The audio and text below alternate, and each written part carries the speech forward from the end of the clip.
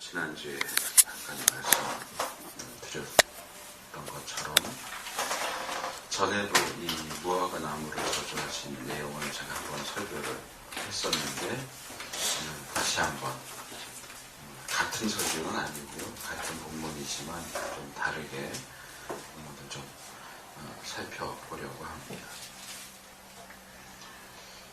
이 무화과 나무를 저주하신 이 사건 자체는 조금 우리가 예상했던 것과는 다르긴 합니다. 왜냐하면 예수님이 행하신 기적이라고 하는 것은 주로 고쳐주고 또는 나쁜 것을 제거하시는 그런 한마디로 하면 살려주는 이적이었지, 이 경우처럼 죽이는 이적이 아니기 때문에 왜 예수님이 이런 파괴적인, 파괴하는 이적을 행하셨을까? 그 부분은 우리가 좀 의아하게 생각할 수 있습니다. 하지만 이 지금 읽은 이 사건, 물론 이게 끝은 아니고 뒤에 더 나오긴 하지만 본문 자체를 그렇게 깊게 살필 게 아니기 때문에 그냥 단순하게 읽었습니다. 이 사건 자체를 놓고 보면 뭐 그렇게 복잡하거나 어려운 건 아니에요. 그래서 우리가 이 본문을 살펴보는 데 있어서 초점을 맞춰서 볼 필요가 있는데, 그건 이 사건이 어떻게 진행되느냐, 이 사건이 어떤 것이냐 하는 것보다는 예수님이 이 일을 하신 이유가 무엇일까, 목적이 무엇일까, 이 사건이 가지는 의미가 무엇일까. 그러니까 사건 자체보다 이 사건 배후에 있는 부분에 우리가 더 초점을 맞추어야 하지 않겠느냐 하는 겁니다. 물론 이 마가복음 본문을 보면 이 무화과 나무를 저주하신 사건이 두 부분으로 나누어져서 나오는데, 그 중에 첫 번째 부분을 지금 읽은 거예요. 그래서 두 번째 부분을 보면 이제 사흘째 되는 날 예수님과 제자들이 다시 베다니에서 성전으로 오시는 중에 이 저주하신 나무가 말라서 죽은 것을 제자들이 보고 예수님에게 예수님 저주하신 나무가 죽었습니다, 이렇게 말씀을 드렸고, 예수님이 그것에 대해서 정리해서 말씀해 주신 내용이 22절에서 25절에 나옵니다. 뭐 짧지 않지만 요약하면 이렇게 세 가지로 요약을 할 수 있어요. 첫째는 하나님을 믿어라. 둘째로는 믿고 기도하면 이루어진다. 그런데 그 기도하는 데 있어서는 용서해야 된다. 그러니까 믿음과 기도와 용서에 대해서 말씀하시면서 이 무화과 나무를 저주하시고 그래서 나무가 말라 죽은 사건을 정리하세요. 뭐 우리가 그냥 별 생각 없이 이렇게 본문을 읽어가면 무화과 나무를 저주하신 사건은 믿음과 기도와 용서에 대해서 가르치시려고 하신 거구나, 이렇게 생각할 수도 있지만, 우리에게 알려져 있는 예수님의 그 행동 방식 또는 예수님의 어떤 특징적인 모습들을 생각해 보면 과연 믿음과 기도와 용서에 대해서 가르치시기 위해 멀쩡히 살아있는 나무를 저주해서 죽이셔야 했을까? 그게 정말 이 무화과 나무를 저주해서 죽이신 그 사건이 과연 하나님을 믿어라, 기도하면 이루어진다, 기도하기 전에 용서해라, 과연 이것만을 가르치시기 위한 일이었을까? 궁금해지는 거죠.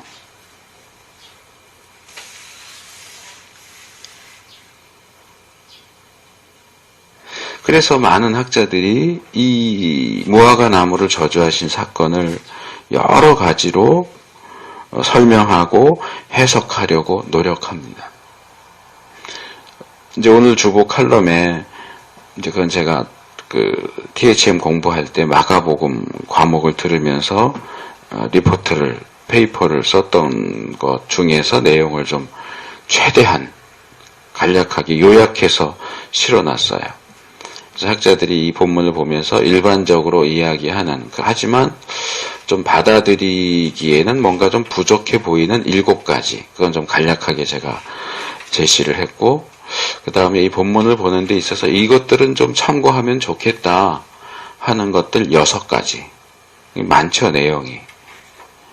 그 외에도 더 있지만, 일단 요약할 때 그렇게 7가지, 6가지, 13가지나 되는 그런 다양한 해석들이 주어지고 있습니다. 근데 이제 이 마가복음에서 이 부분을, 연구하는 학자들이 관심을 가지는 건 이거죠. 우리가 이 사건에서 어떤 100% 정답이다 라고 말할 수 있는 것을 찾아내기는 어렵다. 쉽지 않다 하는 거예요. 왜냐하면 2가지가 있는데, 첫째로는 이 사건이 마가복음에만 기록되어 있는 것이 아니라 마태복음에도 기록되어 있다는 거예요. 근데 마태의 기록과 마가의 기록은 기본적으로 차이가 나요. 물론 무화과 나무를 저주하셨고 죽었다는 건 똑같지만 마태복음 21장 18절에서 22절에 나오는 그 마태의 기록을 보면 이 무화과 나무를 저주하신 것과 관련된 사건은 마치 하루에 일어난 것처럼 기록이 되어 있어요. 왔다 갔다, 마가복음은 성전을 나가셨다, 베다니를 가셨다가 또 다시 성전에 오시고, 실제로 보면 이 부분이 이제 5개 부분으로 나눠져요.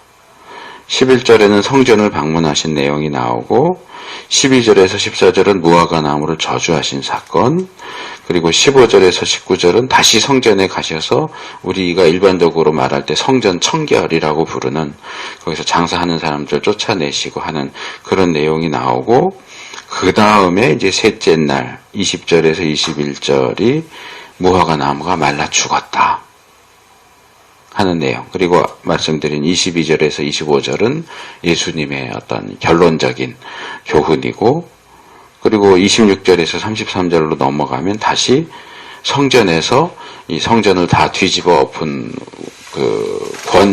권위, 그럴 자격이 뭐가 있냐, 이렇게 해서 성전에서 논쟁하는 내용. 그래서 성전, 무화과 나무, 성전, 무화과 나무, 성전.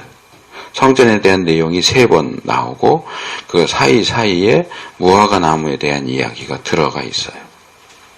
그러면서 마가는 이 무화과 나무 사건을 사흘에 걸쳐서 이야기를 해요. 첫째 날 예루살렘 입성하셔서 성전에 들어가서 보시고 나와서 베다니로 가셨어요. 둘째 날 성전으로 오시다가 무화과 나무를 보시고 저주하셨고, 그리고 셋째 날 다시 성전으로 올라오실 때에 무화과 나무가 죽어 있는 것을 발견을 하죠. 그럼 마태는 사흘, 하루에 일어난 것처럼 하는데 왜 마가는 사흘 동안, 정확히 말하면 이틀이라고 할 수 있겠죠. 이틀 동안 일어난 것으로 이야기하느냐. 물론 마가복음과 마태복음을 조화시킬 수 있어요. 왜냐하면 마가복음에서 셋째 날은 무화과 나무가 말라 죽은 것을 발견한 거지 그때 죽은 게 아니죠. 그러니까 마태복음에 의하면 저주하시고 점점점 무화과 나무가 말라 죽었다 이렇게 말할 수 있겠죠. 그러니까 이제 그날 안에 다 이야기가 끝나는 거고, 마가는 다음 날 발견했다.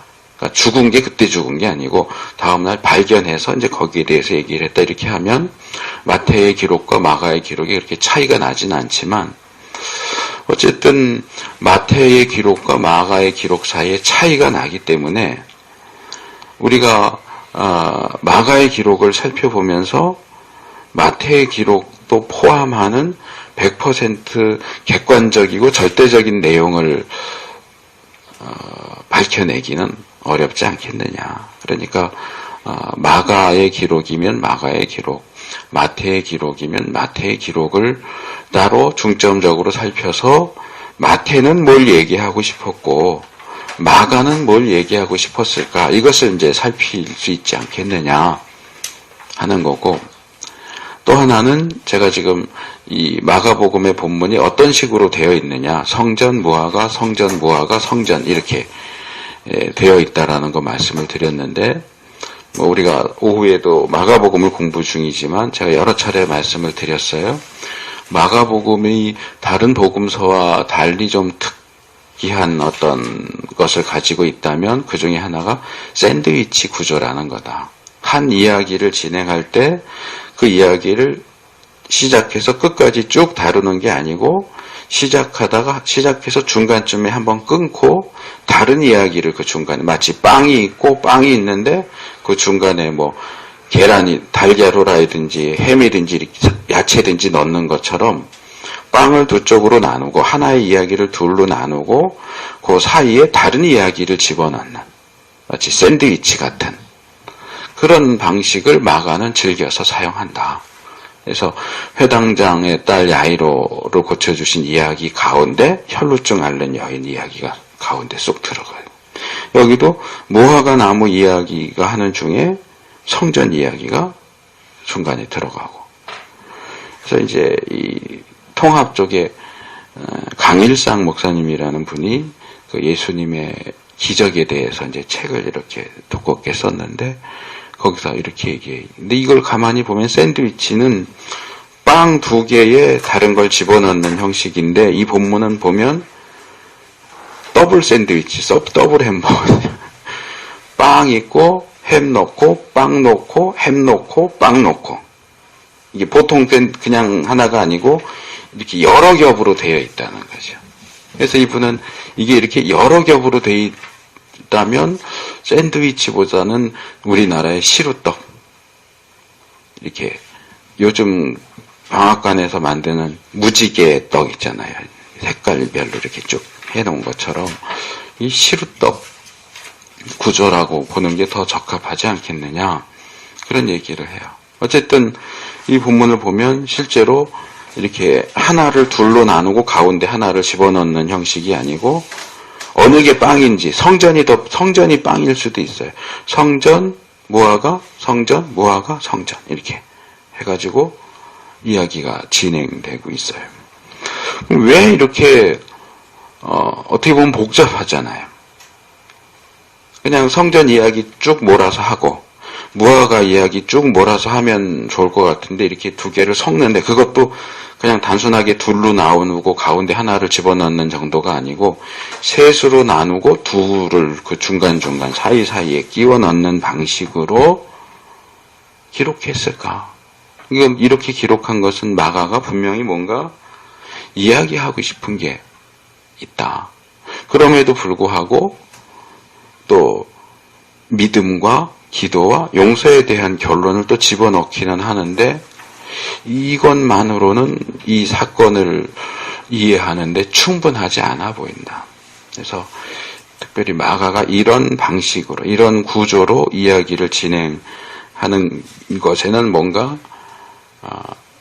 다른 의도가 있고, 그것은 본문에서 직접적으로 제시하지 않지만 적어도 성전과 무화과 나무를 이렇게 겹쳐서 연결시켜서 봐야 한다고 마가가 이야기하고 있는 게 아니겠느냐, 그렇게 보는 거죠.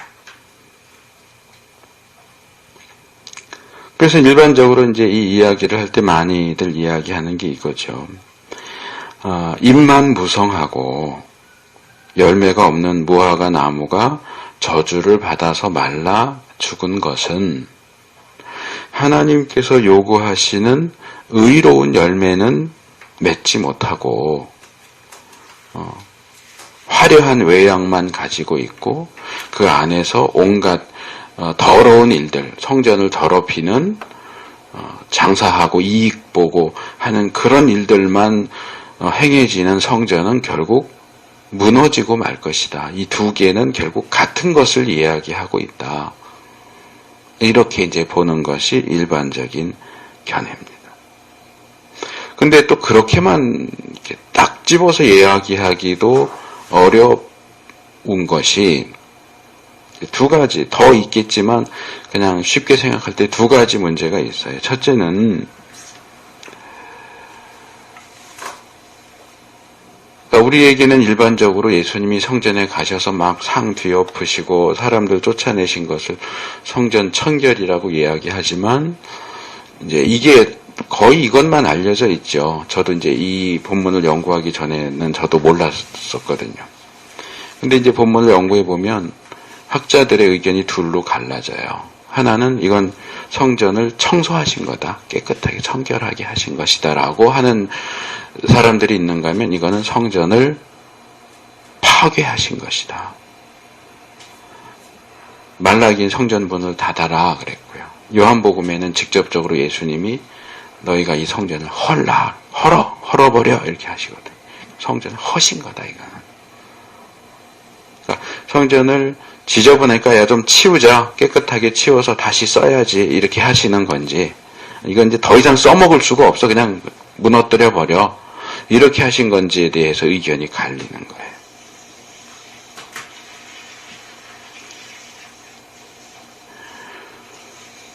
근데 과연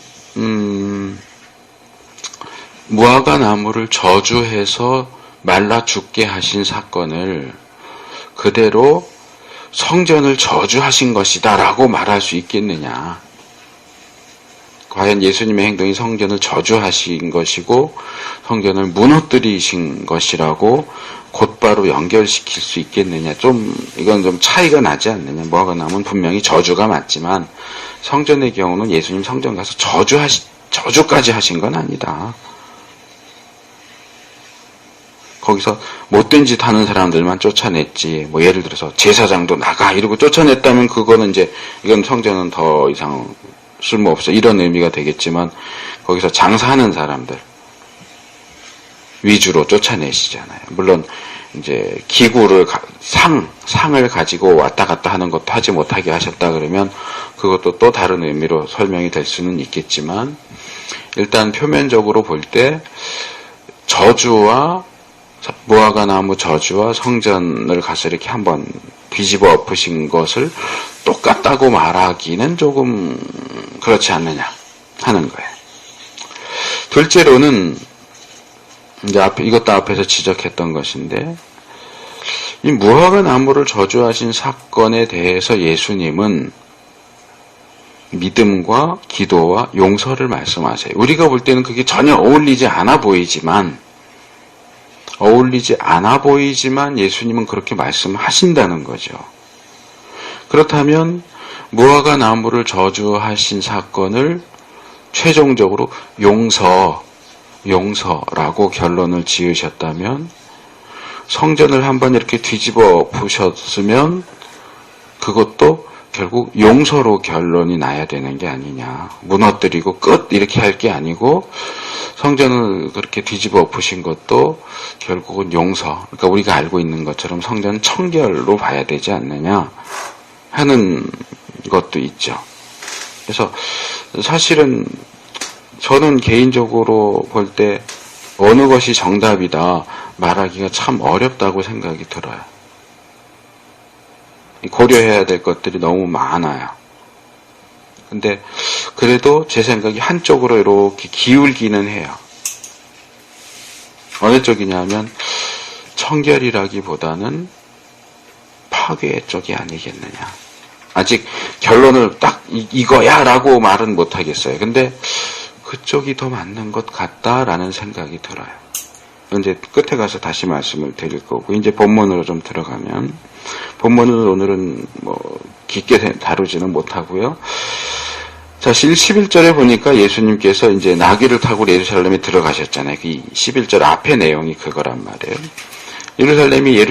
예수님께서 예루살렘에 들어가셔서 제일 먼저 가신 곳, 제일 먼저 하신 일은 성전에 들어가신 거예요. 예루살렘에 들어가셔서 성전. 그러니까 결국 예수님의 예루살렘 입성, 정료주일의 예루살렘 입성은 기본적인 목적이 뭐냐라고 할 때 성전에 가시는 거였다. 이렇게 말할 수 있겠죠. 성전에 가서 뭐 하셨느냐? 둘러보셨다. 이날은 뭐 특별한 일이 없어요. 그냥 예루살렘에 들어가셨고 예루살렘에서 성전에 가셔서 이렇게 휘 한번 둘러보시고 나오셨어요. 한번 휘 둘러보니까 저녁 때가 됐어요. 때가 이미 저물매. 그래서 나오셔서 성전에서 나오시고 예루살렘에서 나오시고 베다니로 가시죠. 성전이 있고 성전은 예루살렘 성에 있고 예루살렘 성에서 동쪽 문으로 나오면 감람산이 있고요. 감람산 저쪽 끝자락에 베다니가 있어요.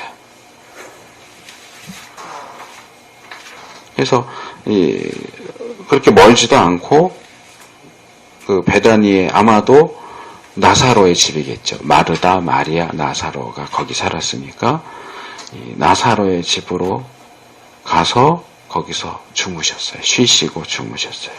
이렇게 첫째 날은 마태는 그날 이 사건이 일어났다고 하지만 마가에 의하면 첫째 날은 그냥 지나갔어요. 별일 없이. 그리고 12절로 넘어오니까 이튿날, 그 다음 날, 둘째 날이죠. 예수님의 일행이 베다니에서 나왔어요. 성전으로 오시는 중이죠. 예루살렘으로 성전으로 오시는 중인데 예수님께서 시장하셨대요. 아, 배가 좀 고프다, 출출하다. 이거는 별거 없어 보이지만 사실은 이 무화과 나무를 저주하신 사건 자체가 예수님이 시장하신 것에서부터 시작된단 말이에요. 시장하지 않으셨으면 그냥 가셨을 거 아니에요. 길가에 무화과 나무 있는데 뭐가 있나 하고 가실 일도 없었고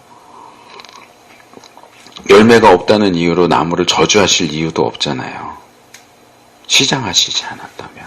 그래서 이건 뭐 그렇게 중요하게 보이지는 않지만 이 무화과 나무를 저주하신 사건을 시작하는 첫 출발 지점이 이거예요. 예수님이 시장하셨다. 물론 이것과 관련된 구체적인 내용은 우리가 알 수 없어요. 근데 이 질문을 던질 수 있겠죠. 예수님이 왜 시장하셨을까?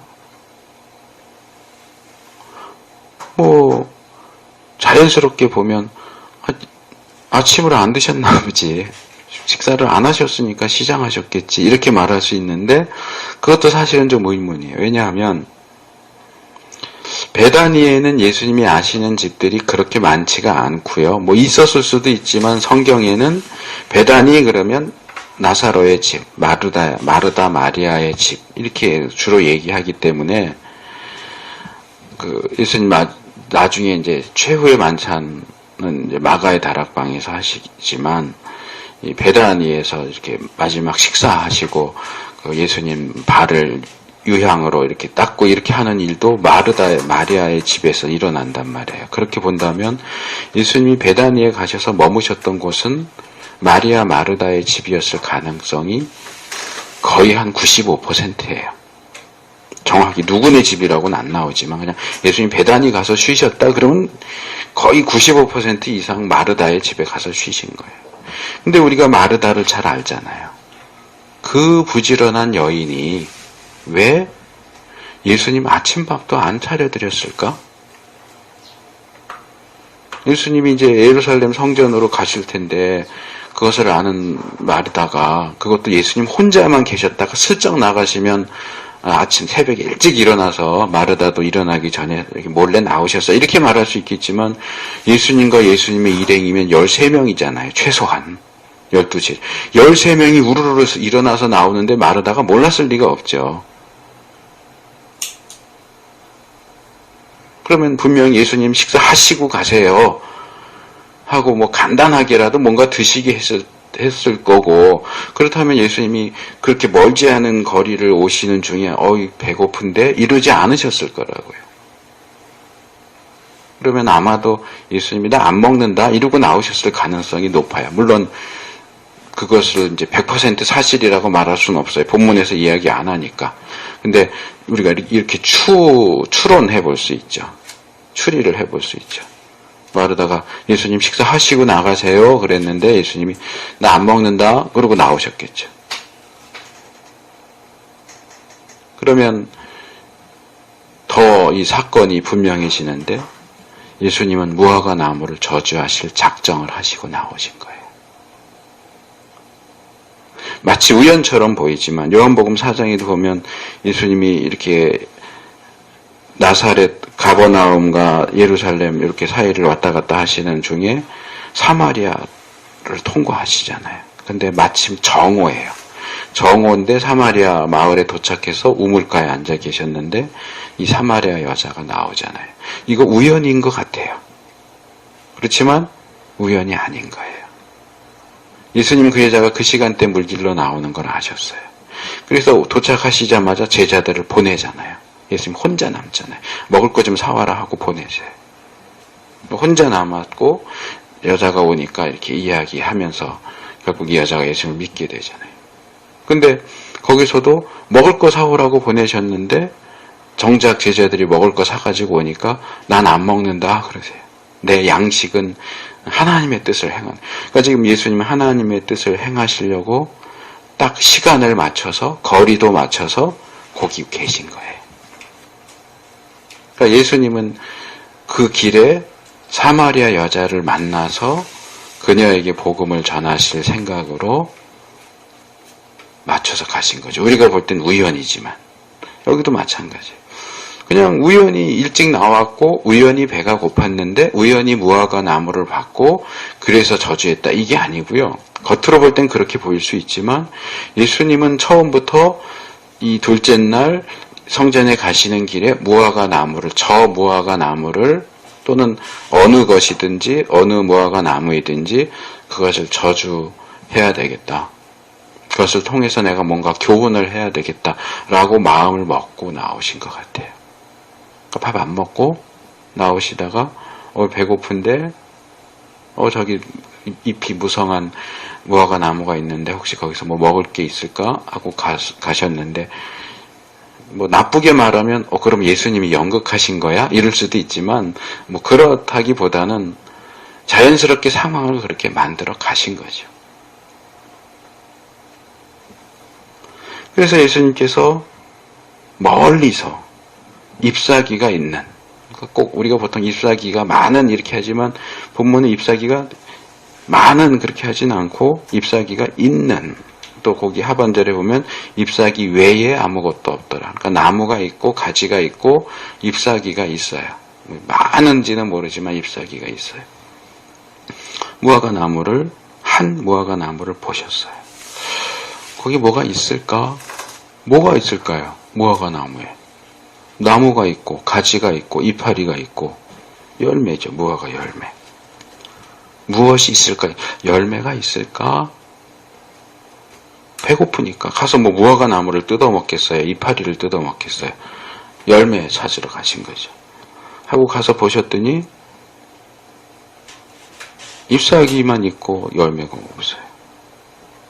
거기에 이제 마가가 설명을 붙이죠. 이는 왜냐하면 무화과 때가 아니기 때문이에요. 무화과가 열매가 맺히는 때가 아니야.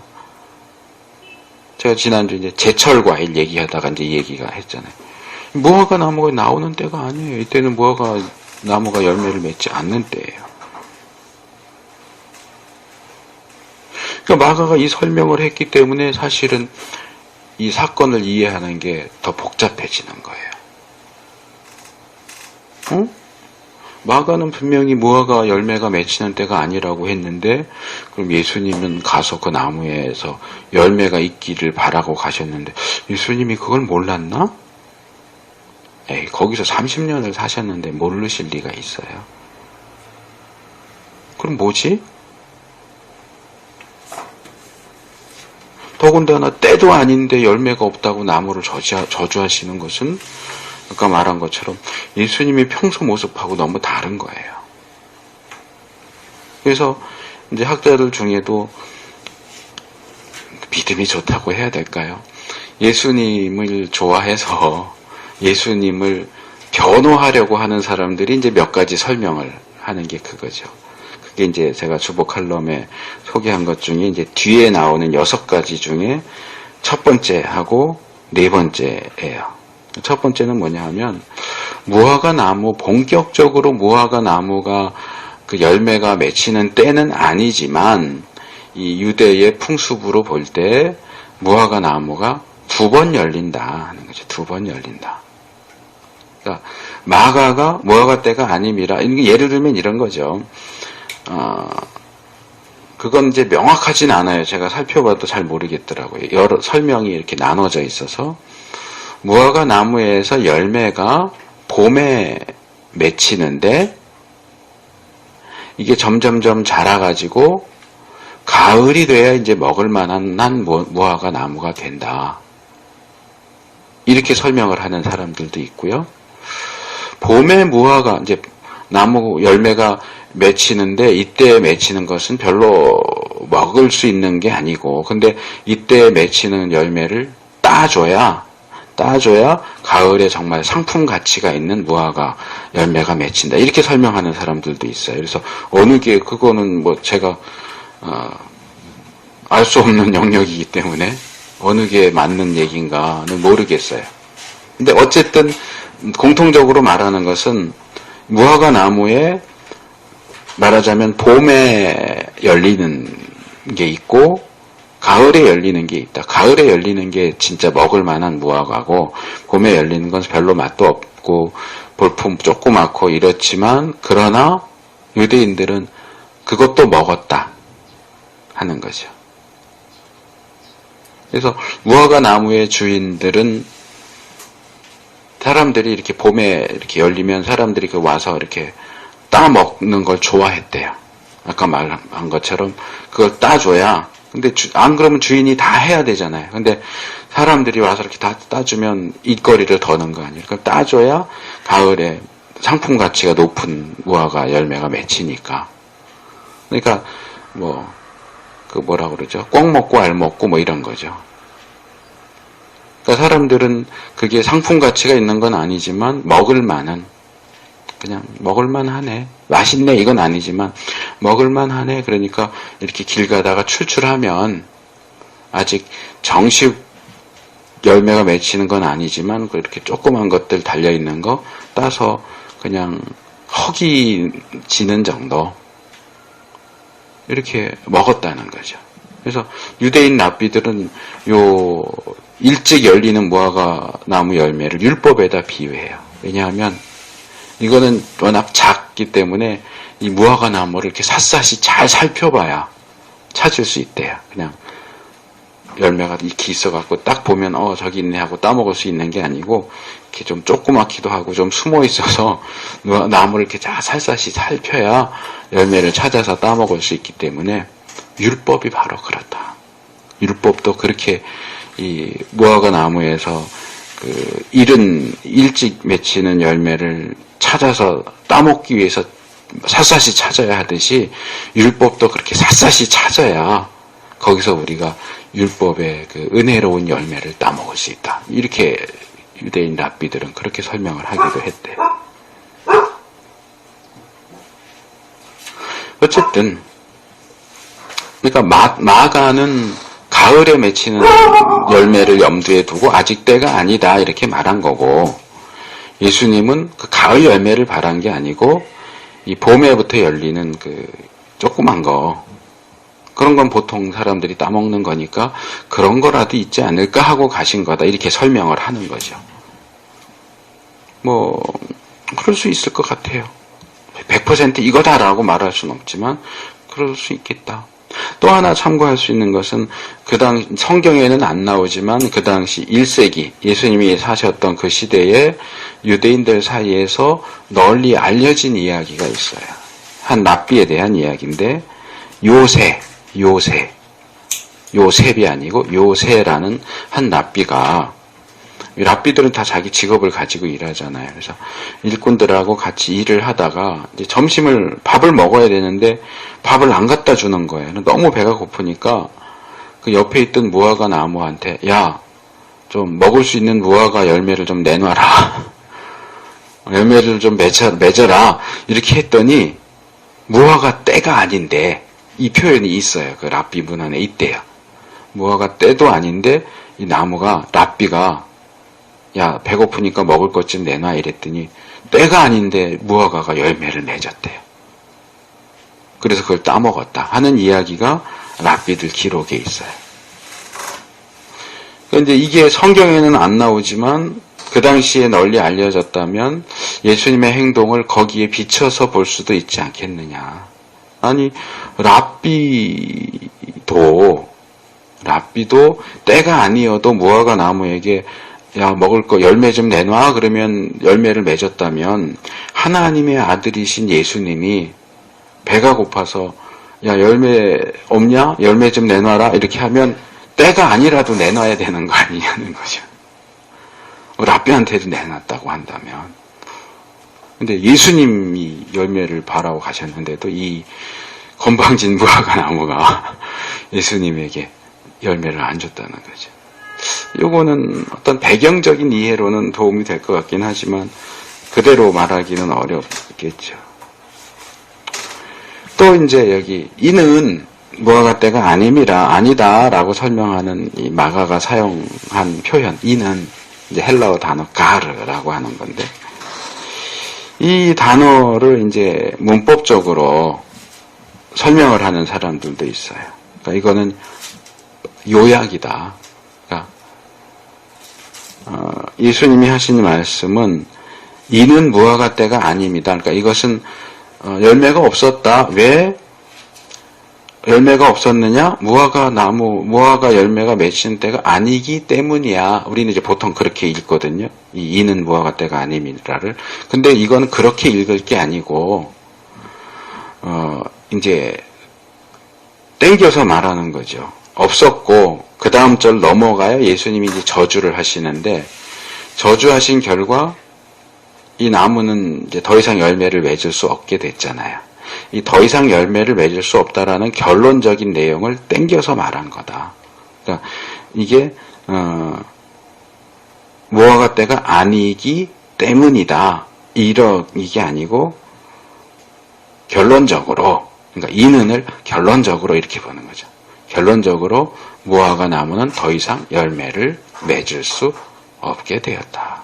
또는 무화과 나무의 때가 다 지나갔다. 이제 더 이상 열매 맺을 수 있는 때는 다 지나갔다. 좋은 때 다 지나갔다. 이 무화과 나무에게 있어서는 이런 설명으로 봐야 된다. 이렇게 말하는 사람들도 있고요. 이제 또 하나는 우리가 일반적으로는 이 마가의 설명이 본문을 읽는데 더 어렵게 한다라고 하지만 반대로 이것은 본문 이해를 도와주는 표현이다라고 주장하는 경우가 있죠. 그게 뭐냐 하면 사실 무화과 때도 아닌데 열매가 없다고 무화과 나무를 저주하는 것은 상식적으로 안 맞는다는 거죠.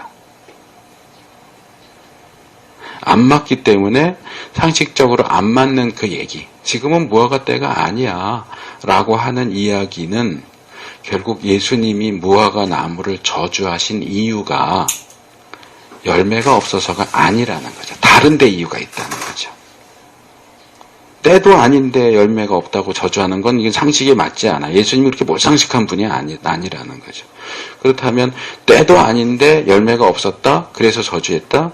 그러면 때가 아니고 열매가 없는 건 자연스러운 얘기이기 때문에 무화과 나무를 저주하신 이유는 때가 아니라서 열매가 없기 때문이 아니고 다른 이유가 있기 때문이다. 이제 여기서 이제 마가복음의 구조가 나오는 거고, 그래서 결국 성전 때문에 저주하신 것이다. 이렇게 이제 결론이 가는 거죠. 그래서 어느 쪽으로 설명을 하든지 어쨌든 이렇게 쭉 이야기 흐름을 보면 예수님이 무화과 나무를 저주하시기는 했지만 지금 예수님이 관심을 가지시는 부분, 초점을 맞추시는 부분은 물리적인 무화과 나무가 아닌 것 같다는 거죠. 제가 종종 얘기하는 거지만 이거죠. 달을 보라고 이렇게 가리키는데 저기 달 좀 봐 그러면 달을 봐야 되는데 이게 불교에서 주로 하는 얘기이긴 하지만 달을 안 보고 내 손가락을 본다는 거죠. 그러니까 말하자면 달은 성전이에요. 예수님이 말씀하시고 싶은 건 성전이에요. 성전을 말씀하시려고 성전을 가리키는 수단으로 무화과 나무를 얘기하신 거예요. 그러니까 무화과 나무를 통해서 야 성전을 봐라 이렇게 이제 하고 싶은데 우리는 성전을 안 보고 무화과 나무를 보는 거예요. 왜 그랬지? 왜 그랬지? 근데 예수님이 말씀하시고 싶은 건 무화과 나무가 아니라는 거죠. 성전을 이야기하고 싶으셨다는 거죠.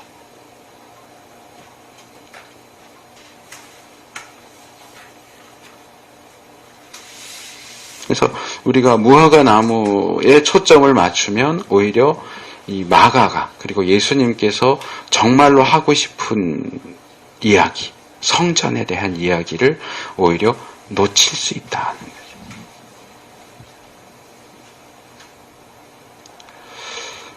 그래서 예수님께서는 무화과 나무에게 이제부터 영원토록 사람이 내게서 열매를 따먹지 못하리라 이렇게 저주하셨어요. 그러니까 이어지는 내용을 보면 열매를 맺지 못한다 이런 의미로 보이지만 사실은 나무가 죽잖아요. 나무는 여전히 살아있고 다만 열매를 맺지 못하는 게 아니고 말라 죽어버리잖아요.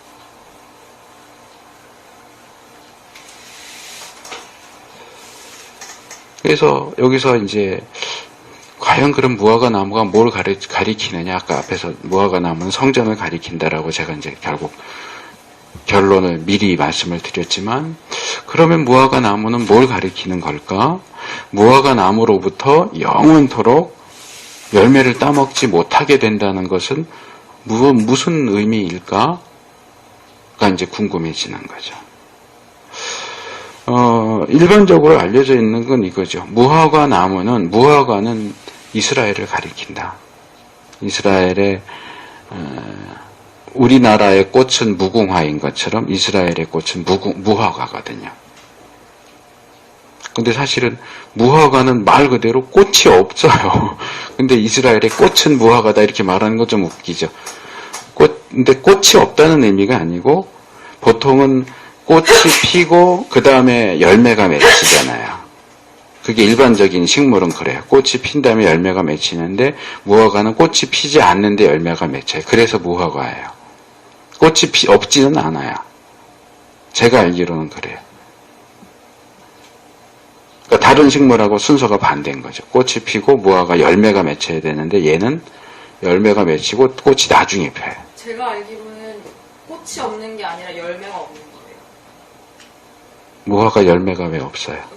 그러니까 그게 우리가 알고 있는 열매가 그게 원래 꽃인 거예요. 저 그렇게 들었는데 그래서 원래는 무화과가 아니라 무실과여야지 맞는 거라고. 그래요? 그거는 찾아봐야 되겠네. 제가 확인된 건 뭐 그럴 가능성도 있겠네요. 네. 제가 일반적으로 알려지고 얘기되는 건 그렇게 얘기가 되는데 뭐 또 이스라엘을 한 달 동안 가 계신 우리 김경 씨의 무화과 그 글 자체가 없을 무자에다 꽃이 없는 열매다 이 소리예요. 그러니까 일반적으로는 그런데 또 뭐 그럴 수도 있겠죠. 그건 이제 제가 찾아보지 않아서 예, 어쨌든 넘어갑니다. 그게 중요한 건 아니니까. 그래서 일반적으로 무화과는 이스라엘을 가리킨다, 상징한다, 보통 그렇게 이야기를 하고요. 그 외에도 여기 이제 이 본문에서 무화과 나무가 가리키는 것은 예루살렘이다, 또는 이스라엘의 지도자들이다, 이 성전을 그렇게 타락하게 만든 지도자들이다, 또 예수님 죽이려고 한 특별히 그 종교 지도자들이다, 또는 유대 백성들이다, 유대교다, 유대주의다, 뭐 이런 여러 가지가 이제 주장이 돼요. 학자들이 여러 가지를 얘기하는데, 근데 결론적으로 말하면 일단 본문에서 말하는 건 성전이다 이렇게 말해야 될 것 같아요. 성전 무화과, 성전 무화과, 성전 이렇게 나오니까 무화과 나무는 성전하고 짝을 이뤄요. 근데 그 성전은 결국은 앞에서 얘기한 뭐 이스라엘, 유대 백성, 유대교, 뭐 지도자들 그걸 다 포함하는 게 아니겠느냐. 그렇게 볼 수 있을 것 같아요. 그러니까 성전이 무너진다 하는 얘기는 이스라엘이 무너지는 거예요. 성전이 무너지는 건 유대교가 무너지는 거고 유대 백성이 망하는 거고 그 나라가 망하는 거예요.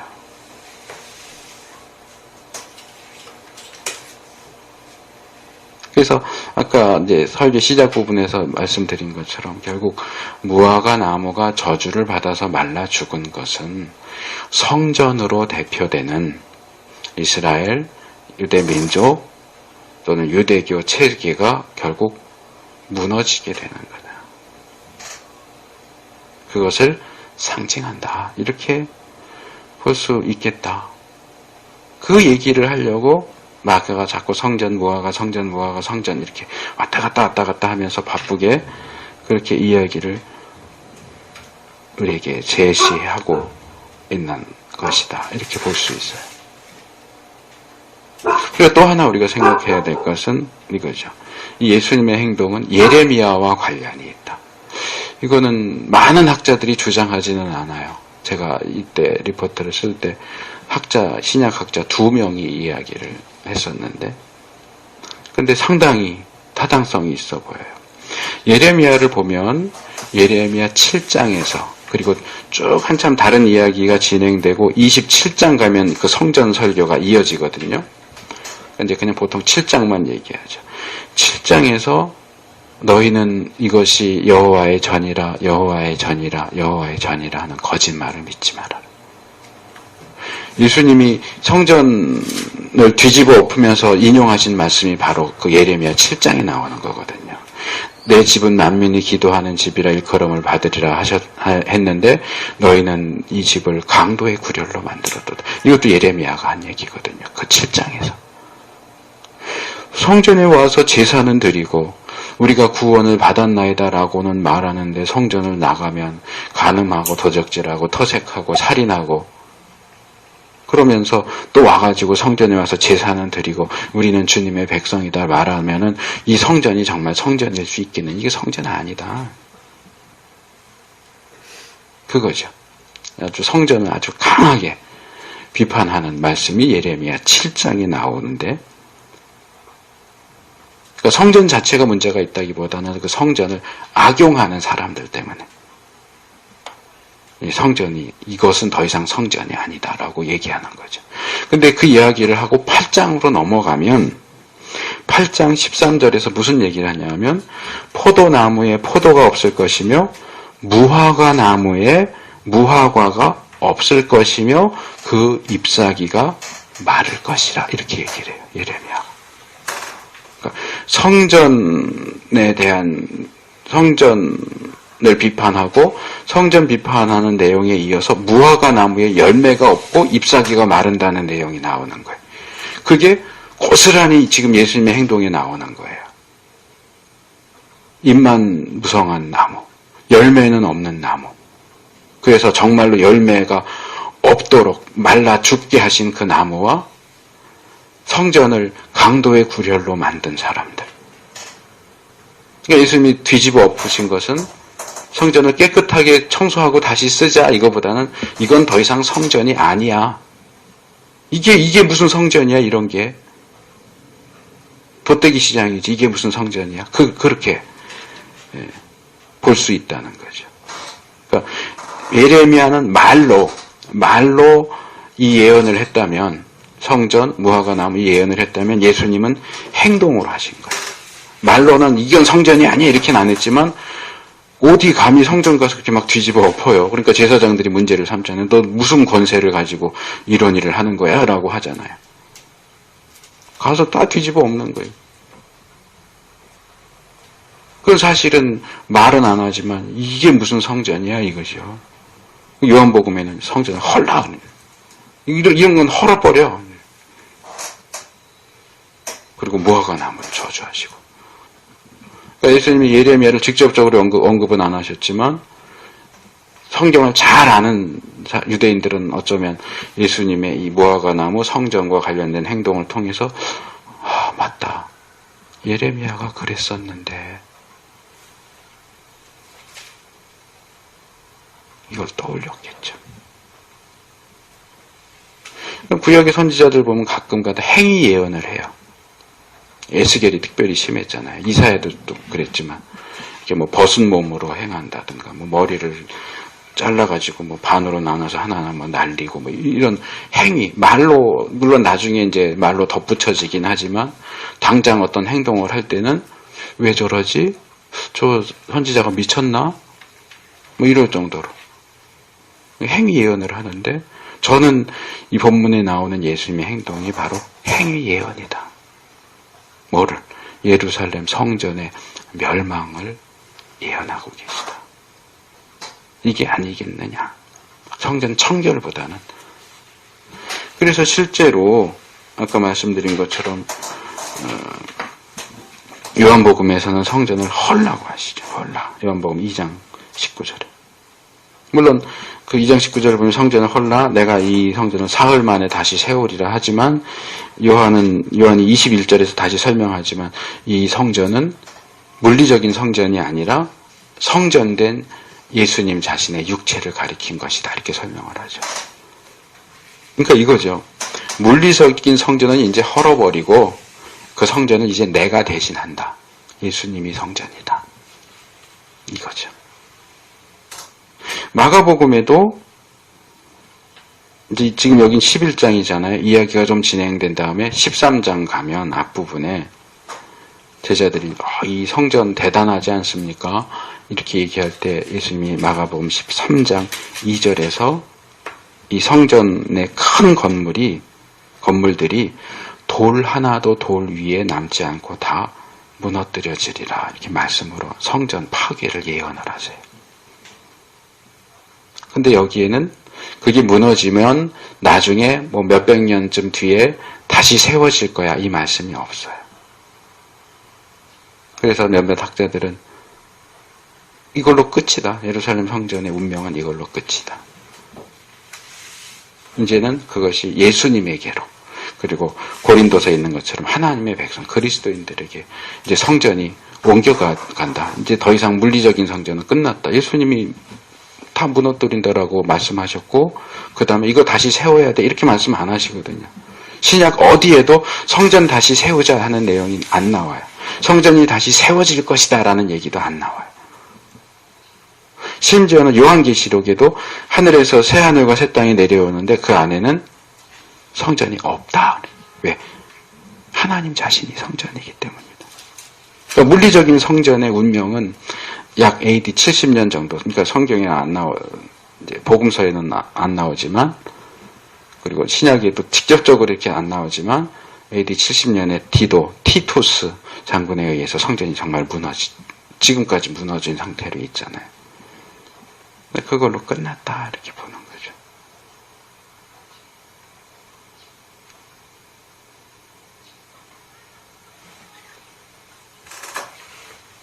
자, 말씀을 맺겠습니다. 지금 이 이야기들이 예수님께서 십자가에 죽으시는 이 마지막 주간의 앞부분에 있어요. 첫째 날, 둘째 날, 셋째 날. 예수님의 그 십자가 죽음을 시작하는 그 부분에서 물리적인 성전에 대한 내용, 물리적인 무화과 나무에 대한 내용, 그러면서 무화과 나무가 저주를 받아서 죽는 것, 성전이 무너지는 것을 가리키는 듯이 보이는 내용들이 쭉 나와요. 그래서 저는 이렇게 결론을 내리고 싶어요.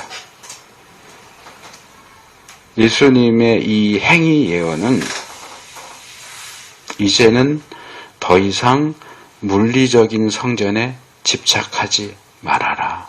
그리고 참 성전 되신 예수님께로 나와라.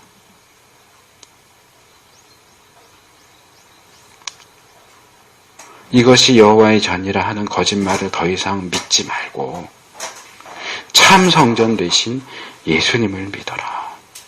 사람이 만든 열매 없는 성전, 돛대기 시장이 되어버린 성전에 거기에 계속 가치를 두지 말고 이건 헐어버리고 예수님만 믿어라. 십자가의 예수님만 믿어라.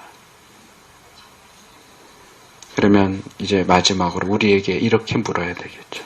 그렇다면 우리가 믿고 집착하고 의뢰하는 성전은 무엇일까?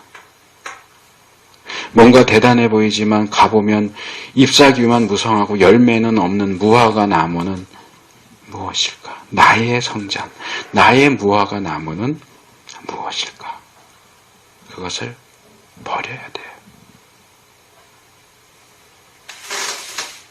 그것을 버리고 예수님께로 나가야 돼요. 십자가에 죽으신 예수님께로 나가야 돼요. 예수님을 버리고 성전 대단하지 않습니까? 건물 대단하지 않습니까? 금 대단하지 않습니까? 내가 무화과 나무인데 열매는 하나도 못 맺고 열매 달라고 그러니까 마트 가서 사다가 철사로 가지에다가 묶고 가짜 열매 이렇게 내가 맺은 열매가 아니고 남이 맺은 열매 사다가 내가 맺은 열매인 것처럼 속이고 이렇게 하지 말고 그런 무화과 나무라면 말라 죽어야 돼요. 그런 성전이라면 무너뜨려져야 돼요. 나의 어떤 열매도 중요한 게 아니고 성전도 중요한 게 아니에요. 십자가가 중요해요. 십자가에 예수님이 중요해요. 이 기간이 우리가 예수님을 직면하는, 예수님을 대면할 수 있는 그러한 기간이 될 수 있기를 바랍니다.